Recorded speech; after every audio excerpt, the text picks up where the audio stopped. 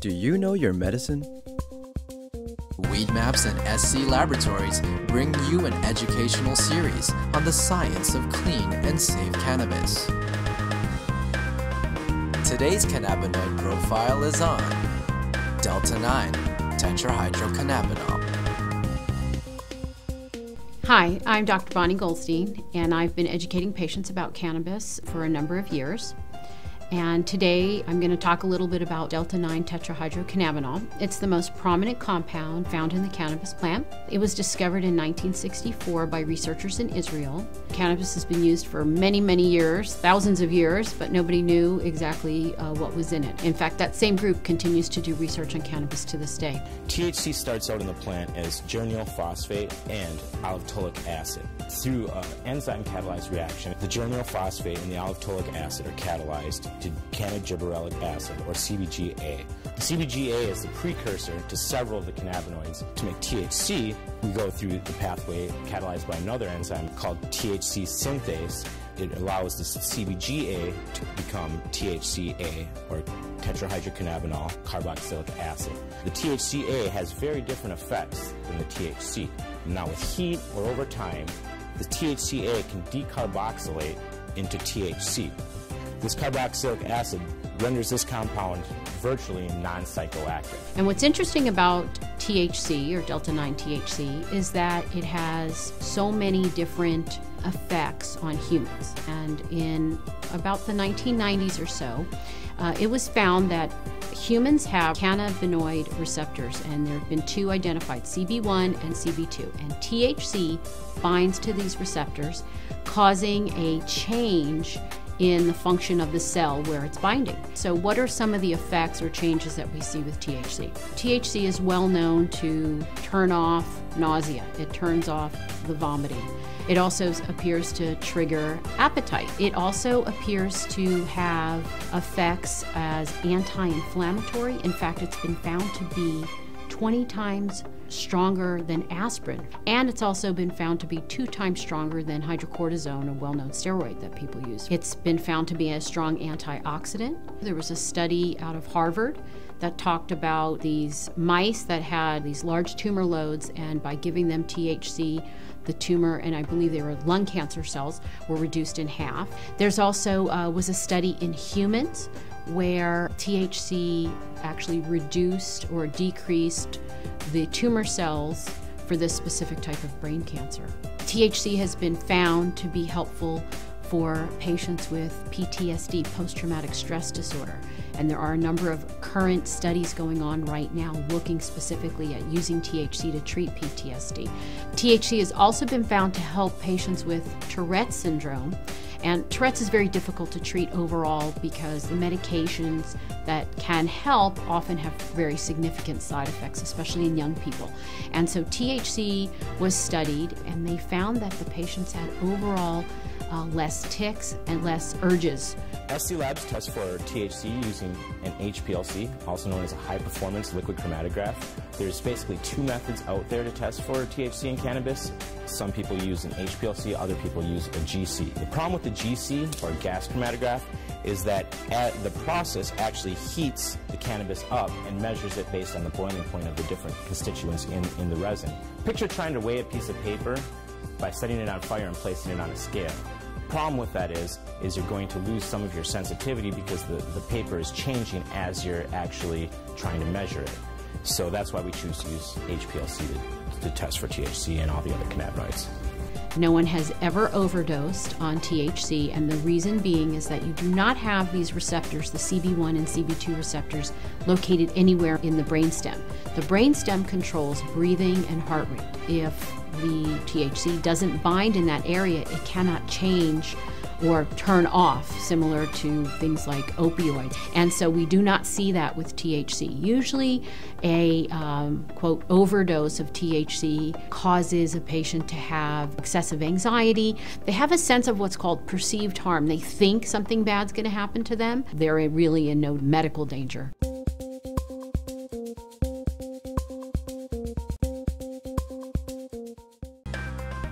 Today's cannabinoid profile is on tetrahydrocannabinolic acid.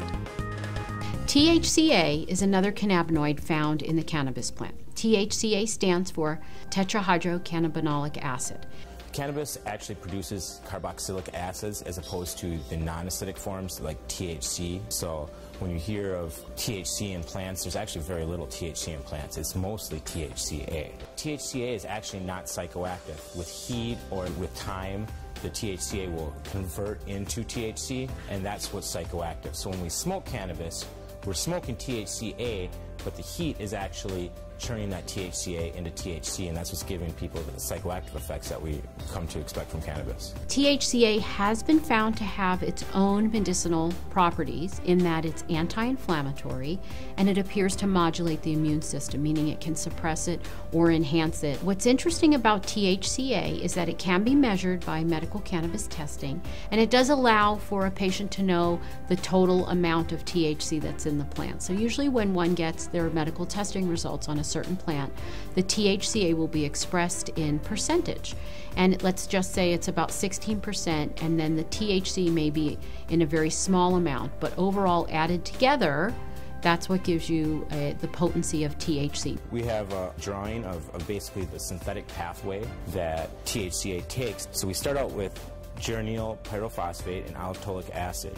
They combine to form what's called cannagibberellic acid, another acidic cannabinoid, and the cannagibberellic acid, or CBGA, basically folds in upon itself and form rings, which gives us the final structure using the THCA synthase enzyme to form THCA. And THCA we have down here is very similar to THC. The only difference is this carboxylic acid group that's attached to the THCA.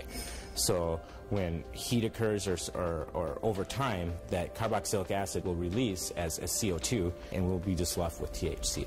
Now, interestingly, when one tests medical cannabis in a lab, there are different methods, and the method that many labs use is called gas chromatography.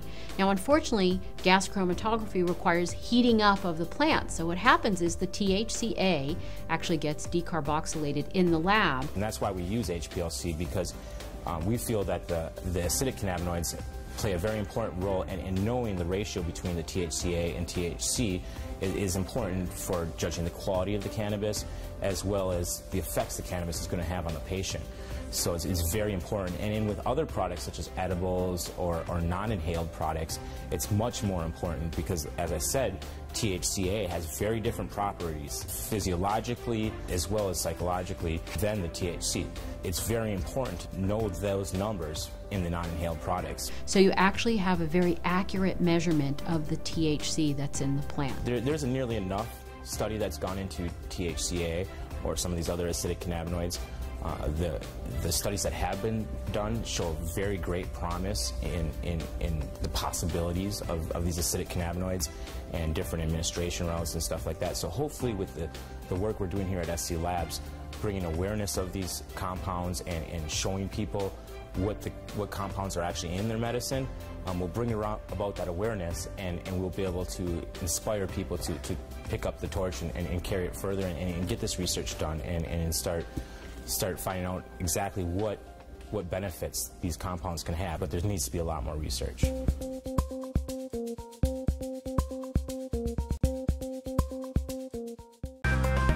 Today's cannabinoid profile is on tetrahydrocannabivarin. THCV, or tetrahydrocannabivarin, is another cannabinoid found in the cannabis plant, and it appears to have an interesting reaction with the CB1 receptor. At low doses, it blocks the receptor, and at higher doses, it binds to the receptor. And what they found in lab studies with mice is that when it blocks, it causes weight loss and decreased body fat and increased energy expenditure in these mice. So it appears to have the opposite effect of THC at these low doses. It's very similar to THC except for a few minor chemical constituents, but it actually starts from a whole different process than the tetrahydrocannabinol that we're used to, or THC that we're used to. Most of the cannabinoids that we've all heard of, THC, CBD, CBC, start from a combination of geranyl pyrophosphate and allitolic acid, whereas THCV we're starting with diveronolic acid. And the only difference really is the diveronolic acid has 2 less carbons than the allitolic acid. So it's different in that sense that one of the 2 starting materials is slightly different. THCV is found in a lot of African landrace plants. Some of them have fairly high amounts of THCV. It's also psychoactive, similar to THC. The effects are described slightly different as more of a psychedelic high. The 2 compounds combine through an enzymatic process to form cannabigerolic acid, or CBGVA. CBGVA synthesizes to THCVA through an enzymatic process using the THCVA synthase enzyme. So THCVA is very similar to THCV, except for it has this carboxylic acid group attached to it. And now with heat or over time, this carboxylic acid will release from the molecule, and then you'll have THCV. As I said, it's very similar to THC. If you did this, you would have THC. THCV has also been found to be, again, in lab studies with mice, to have some anticonvulsant properties in that it appears to lower the seizure threshold for these mice. There's not very many studies on THCV, and I do know that it's being studied in many labs right now.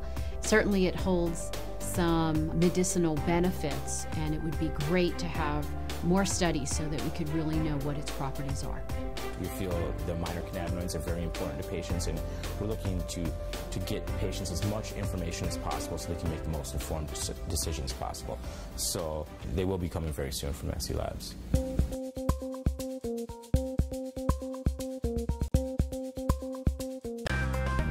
Today's cannabinoid profile is on cannabidiol. Cannabidiol, or CBD for short, is the second most prominent compound found in the cannabis plant. A lot of the medical benefits of cannabis that are attributed to THC or other cannabinoids are actually due to the CBD content of the cannabis. It has very strong anti-inflammatory properties.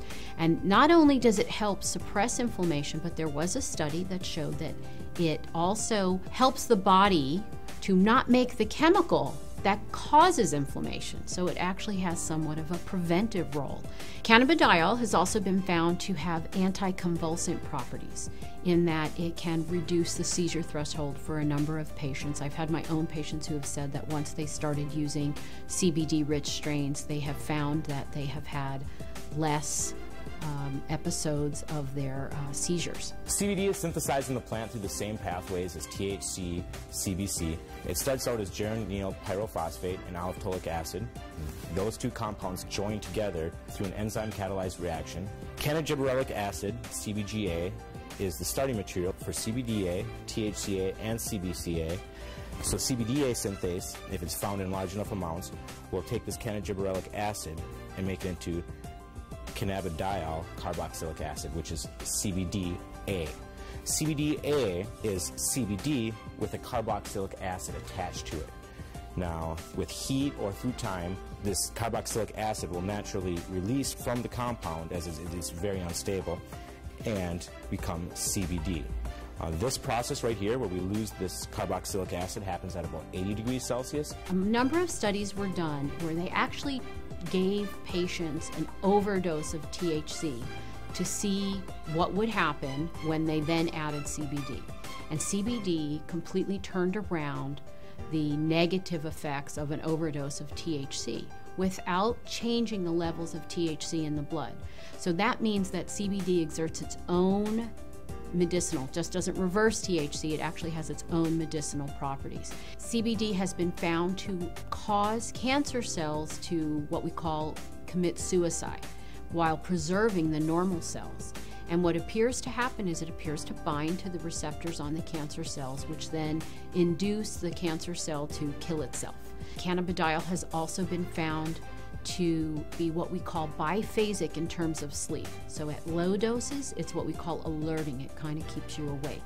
At higher doses, it can be very sedating and cause you to sleep. But what's nice about that is you can control whether or not you are alert or you're feeling tired. When I started testing cannabis about 2 or 3 years ago, we saw virtually no high CBD plants. Almost every plant we tested was high in THC, anywhere from 10% to 20% THC with some outliers on either end. Some plants would have maybe 1% CBD at the max, 1.5% CBD at the max. Now that we've been testing for a while, we see anywhere from 8 to 15% CBD and maybe 5 or 6% THC in these strains. Some strains we get a 50-50 ratio. It can happen in all different ratios, but what it is it's a recessive gene in plants. So we have breeders have to actively go and try and breed this back into these plants and find these high THC plants that might have that high CBD gene locked away and breed them together and see what they find. And really the only way you can know if it's high CBDA is to test it. With testing and growers or breeders having access to that knowledge base, we see them coming back and reversing some of the trends of the last 30, 40, 50 years and breeding the CBD back into the plants. Now, there have been a number of studies that have looked at cannabidiol, CBD, exerting a protective property to damaged neurons. And it appears that in the studies, CBD protects the nerves by inhibiting the process by which nerves are damaged. CBD has also been shown to protect against brain injury. When patients or lab animals have had a brain injury, CBD appears to protect the brain from damage that occurred to the nerve cells. The studies have shown that it can actually fight MRSA, which is methicillin-resistant Staph aureus, a notorious bug that is resistant to a number of antibiotics. A topical application of cannabis was able to fight the infection, and the MRSA was eradicated from that infection site. SC Labs tests for CBD with a high-performance liquid chromatograph, also known as an HPLC. There's 2 different ways you can test for cannabinoids. It's either with an HPLC or with a GC. If you hear of someone testing with other methods, it's probably not a scientifically validated method. But the problem with the GC is that the GC uses heat to test for these cannabinoids. And as I said earlier, all the acidic cannabinoids are very sensitive to heat. So the GC can give you no information about the acidic cannabinoids. It can only tell you about the non-acidic cannabinoids. The heat is decomposing these compounds. It's definitely decarboxylating all of them. And you're trying to measure it as these compounds are in a state of flux. And that's just, it's kind of fuzzy. So we use the HPLC because it keeps the cannabinoids in their natural state. They're in their liquid state. There's no alteration. There's no heat or anything like that happening. And so we get a much more accurate and a much more realistic picture of what's actually in the sample that we're testing. One of the important things for people to understand about cannabidiol is it is not psychoactive. That means it does not change your mood, your mentation, the way that THC has psychoactive properties and can actually cause what we call the high. CBD does not do that. For patients who are not interested in the THC effect but are interested in the CBD effect, this is a terrific choice for them to have.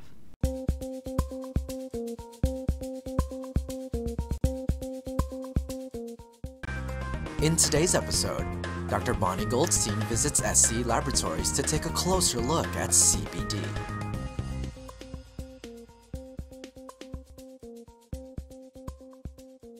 Hey Josh, how you doing? Good, it's good to see you again. I was really excited to come back and maybe we could talk about CBD today. You know, cannabidiol has been something that a lot of my patients have been asking about, and I just wanted to see. We didn't really get a chance to look. All right, it's really exciting. We've been seeing a lot of high CBD strains coming through the lab, so let's go in the back and I'll show you some results. All right, sounds good. All right.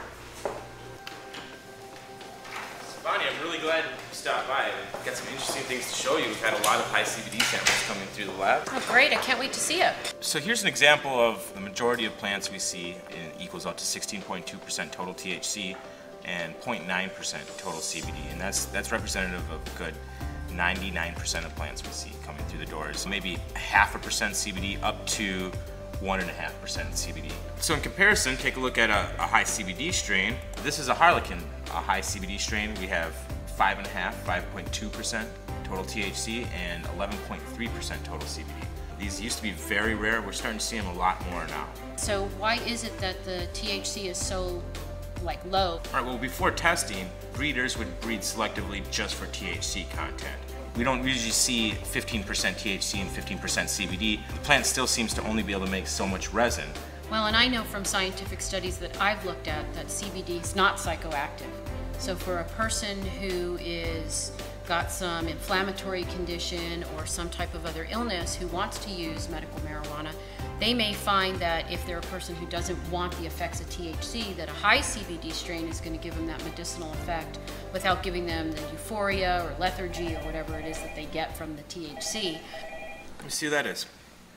Hello? Oh, she's here. Okay, great. Just so happens, I think we have a guest who might be very relevant to the conversation we're having right now. Let's great. Let's go talk to her. Sarah. Hi. It's great to see you again. You too. Bonnie, this is Sarah Russo from Project CBD. Oh, hi, great to meet you. You as well. So tell me all about Project CBD, Sarah. Well, Project CBD, we're an educational news service, and we focus on the reintroduction of CBD as a news story. Over a year, we've eventually seen that dispensaries have begun carrying it and patients have begun using it.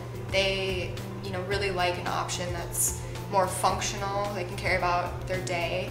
So, I've done a lot of reading about CBD, and, you get kind of amazed that something could have so many benefits. And so the things that I've read about is it's, anti-inflammatory, and I've actually seen that with my patients. Anti-anxiety, it has anti-psychotic, and also can balance out if somebody has too much effect from THC, it will balance out the THC effect. Neuroprotection and anti-convulsive, anti-emetic, anti-spasmodic, it stops spasms. I mean, it's amazing that one medicine would be able to do so many things. CBD and THC work synergistically, and they both have anti-tumor properties as well. Yeah, and I believe there's a study coming out shortly where they've been looking at veterans who've been suffering with PTSD using medical cannabis, so that'd be great results to check out. We actually work very closely with an organization called VAM, which is the Veterans Alliance for Medical Marijuana, and they've been working with their patients who are all veterans, and many of whom are suffering from post-traumatic stress disorder. They've been having great results with the high CBD-rich medicine, just in helping to alleviate some of the anxiety some of these vets are feeling. Funny, I was on your website checking out Project CBD, and I saw that there's a survey for patients. Can you tell me about that? So the Society of Cannabis Clinicians has created the first real-world study on the effectiveness of CBD. Because previously with CBD there have been clinical trials or laboratory situations. It was done in a test tube or with mice. And then clinical trials, there's been a couple, but in a controlled setting. And so this is the first real-world study, and it's examining patients in their normal everyday life. And so we work in conjunction with the Society of Cannabis Clinicians, and we promote their survey. And also we encourage patients, anybody who is interested in CBD, to contribute news and information to us. If you're a grower, we want to hear about it. What are you growing? If you have a new strain that's just been tested at the lab, we want to hear about that too. We couldn't be doing the work we're doing without lab tested medicine. The whole CBD topic actually is what makes me really excited to be a part of the testing industry. With testing, a lot of times we kind of fall into the trap of what's the highest THC strain.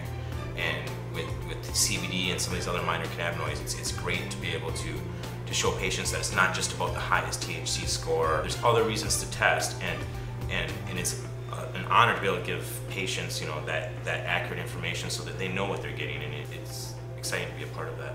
I had a patient who is 75 years old, and she's cannabis naive. She's never used it before, and I saw her about 6 weeks after she saw me. I thought she was going to be unhappy with her results, and that's why she came back to see me, but she actually came back to tell me that she now was off 3 medications and that she had much more mobility because the inflammation went down. So I think it's just terrific when we have all this information, but we need to get it out there to the patients. I'm really excited about all of this. This is great. Between testing the medicine and educating people on CBD, I feel like just tremendous progress is being made. It really is all about educating people, and they can actually make really good decisions about their own health, about a loved one's health. And really it's about improving the quality of your life.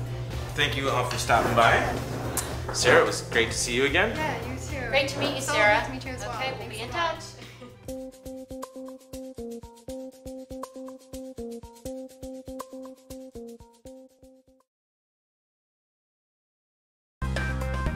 Today's cannabinoid profile is on cannabinol. Cannabinol, or CBN, is another cannabinoid found in the cannabis plant, and it appears to result from a breakdown of THC, so it's considered a breakdown product. It's found in the plant in varying amounts. It's a little bit different than some of the other cannabinoids in the fact that it's not naturally synthesized by the plant, but it's more of a breakdown or degradation product or a metabolite of THC. CBN is psychoactive, and it's what gives most of the sedative effect of cannabis. You hear a lot of indica versus sativa. CBN is actually what's making you sleepy. And CBN can be found in any cannabis. It's produced over time or with heat. So older cannabis or cannabis that's been stored for a long time is going to have a high level of CBN. It also appears to work as an anticonvulsant. It has antibacterial properties, and it also has anti-inflammatory properties. It also appears to stimulate osteocytes, which are bone cells. It's being looked at for treatment of bone disorders such as osteoporosis. It also appears to inhibit skin cell formation. And some people say that this may have some benefit down the line once we really understand what it's doing in skin disorders such as psoriasis. I'll show you how CBN is synthesized in the plant. CBN starts with gyryl pyrophosphate and allophtholic acid, like most of the cannabinoids. Those two come together in an enzyme-catalyzed reaction. They form cannagibberellic acid, CBGA, and CBGA folds upon itself into rings and makes THCA using THCA synthase, which is an enzyme. The THCA decarboxylates, we lose that carboxylic acid right there, and form THC. THC, over time or with heat, will degrade into CBN, and all that's happening is we're losing hydrogen atoms and forming double bonds in this ring right here. That causes a weaker interaction for this compound with the CB1 and CB2 receptors. That weak interaction is what leads to the sedative effect and the sleepiness, drowsiness associated with CBN. When cannabis is tested in a testing facility, CBN can be measured, and usually it's under 1%. A patient can actually look to see if that's something that they're interested in, a higher percent or lower percent, because it does cause sedation. SC Labs tests for CBN using a high-performance liquid chromatograph, also known as an HPLC.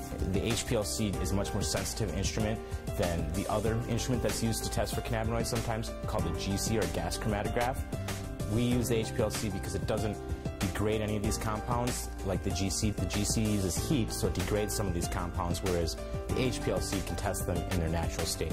The HPLC is what's accepted by International Union Office of Drugs and Crime, the Dutch Pharmacopoeia. The Dutch all have been using HPLC for quite a while now to test for these cannabinoids. What happens with the GC, so we've established that the CBN is formed by either heat or time. Same thing with the decarboxylation of this THC. At about 140 degrees Celsius, we start to see a conversion of THC to CBN. Well, the GCs must operate at much higher temperatures.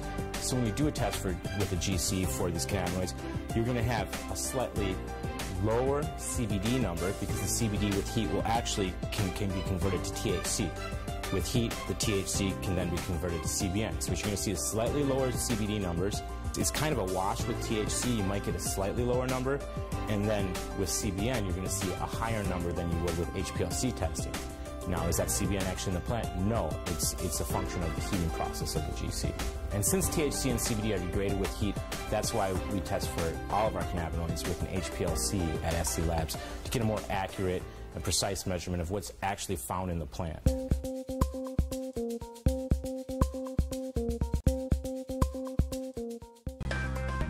Today's cannabinoid profile is on cannabigerol. Cannabigerol, or CBG, is a cannabinoid that's found in the cannabis plant that is actually what we call the precursor to THC and CBD. So it's the first compound that's made. There's an enzymatic reaction which then leads it to be made to change into THC or to change into CBD. Sort of the stem cell, you'd say, of all the other cannabinoids found in the plant. It can form THC, it can form CBC, it can form CBD, and even some other minor cannabinoids. It's never really found in very high amounts in plants because as soon as it's created, it's sent along a chemical pathway to form another one of these cannabinoids. But in its isolated form, it definitely has a lot of medical potential. It's a very, very strong anti-inflammatory. It inhibits GABA uptake, and so GABA is a neurotransmitter in your brain, And when GABA is inhibited, you actually have muscle relaxation and you have anti-anxiety effects. So it appears to promote similar effects that CBD has. It also appears to have antidepressant properties, and it also appears to have some modest antifungal properties. A lot is not known about the medicinal properties of CBG, as it occurs in very small amounts and usually is not isolated out to be tested on its own. But it appears that it works in conjunction with the other cannabinoids to give that overall synergistic effect that people get with medical marijuana use. Here we have the synthetic pathway for CBGA. You start out with geranyl pyrophosphate and aliphtolic acid, and those two join together to form cannagibberellic acid. And here's the structure of cannagibberellic acid. We see the COOH, which makes it the acid. If that were to disappear, then it would just be plain CBG. And we can see this long chain of carbon molecules, which is able to roll up in different ways and roll upon itself and form rings and other structures, which lead to CBDA, THCA, and CBCA. So when we have undifferentiated CBGA, what enables this molecule right here to become CBD or THC or CBC are enzymes. And enzymes are sort of helpers to help catalyze these different reactions that have to occur in plants and animals. Normally chemical reactions occur under extreme conditions. Lots of heat, very acidic conditions, very basic conditions. But in the body we have these enzymes which sort of grab the molecule, in this case CBGA, and kind of form it into the new molecule and make that energy that it takes to form the next molecule much lower than if it were just by itself. So the enzymes become the limiting factor or the decision maker in what is formed next. If the plant makes a lot of THCA synthase, then we're going to get a lot of THC. If the plant decides to make a lot of CBD synthase, we're going to get a lot of CBD. So the way we can play around with the different levels of cannabinoids is by altering the amounts of these different enzymes in the plant. That can occur through breeding, it can occur through genetic manipulation, whatever it may be. With the legal restrictions placed on cannabis and other restrictions, there hasn't been a lot of real good research done on CBG and these other minor cannabinoids. Hopefully with the work SC Labs is doing, we'll see more breeders and more cannabis patients and more researchers all take note that there's more in cannabis than just THC, and some of these other compounds are very, very interesting compounds. They're all bioactive, so hopefully we can help spur some of that knowledge and to really finish some of this research that needs to be done and unlock some of the mysteries of these minor cannabinoids.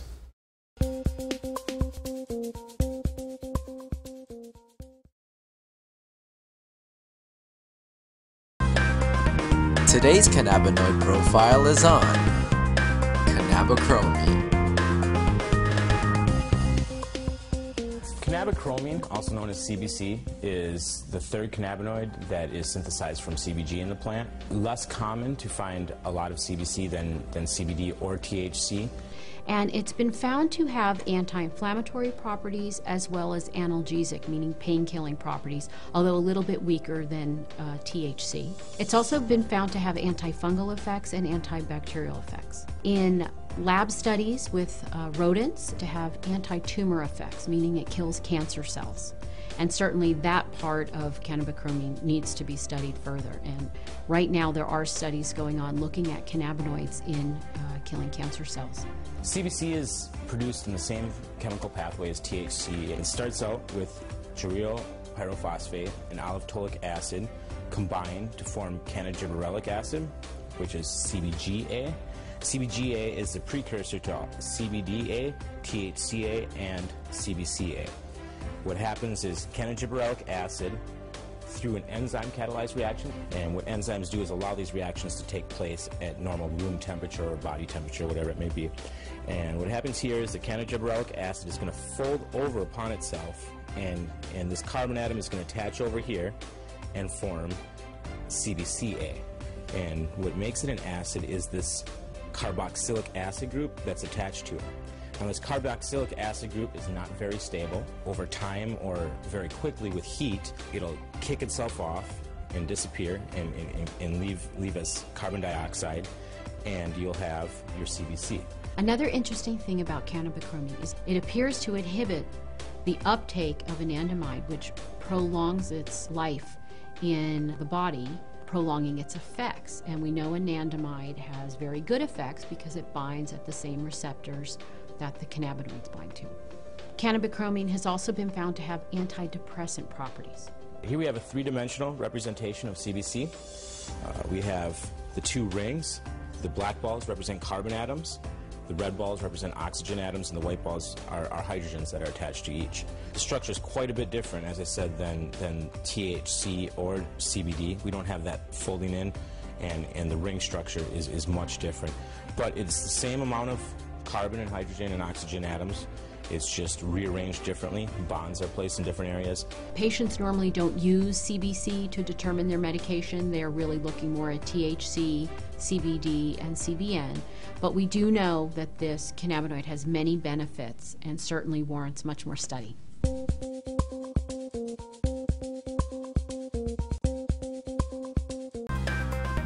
Today's cannabinoid profile is on terpenes. So terpenes are the main class of aromatic compounds that are found in cannabis. And an aromatic compound, first of all, way back when scientists were first classifying compounds, they used some rather ad hoc methods to do that. And aromatics got their name because they all have pleasant aroma. They're the kind of compounds that you would find in cinnamon, ginger, pine trees. It's these compounds that are responsible for the smell of marijuana smoke, for example. The cannabis plant produces several terpenoids that, give it, you have cannabis plants that smell like bubblegum, grape, lemon, spices. So cannabis is really an interesting plant in the fact that it can produce a wide range of terpenoids. The main terpenoids in cannabis are myrcene, limonene, caryophyllene, and pyrene. Additionally, they all contain this kind of structure, this is the very most simple aromatic compound, which we call benzene. It has the formula C6H6. It's easy to imagine how if you replaced one or more of the hydrogen atoms in this compound with other organic fragments, you can build up a whole series of different compounds that are generally referred to as aromatics.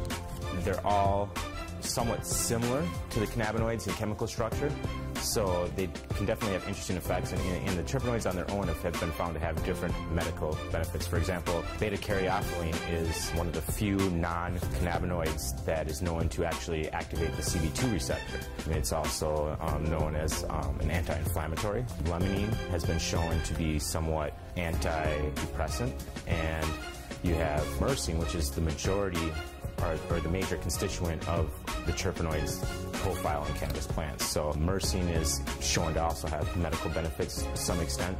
The terpenoids are very interesting, and they give cannabis its uniqueness. You have one plant that is a 16% THC plant, you have another plant that's a 16% THC plant, but yet they give you somewhat subtle differences in the effects they have on you. And a lot of that can be attributed to the terpenoids.